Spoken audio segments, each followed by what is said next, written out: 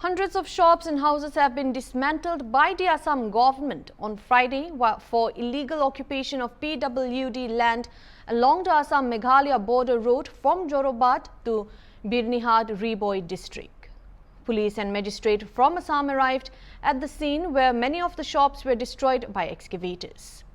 Assam police and CRP troops were deployed at the site, and one of the residents of 13-mile Rinku Deka said that the Assam government has done what was necessary because many illegal settlers have come to life illegally in the area.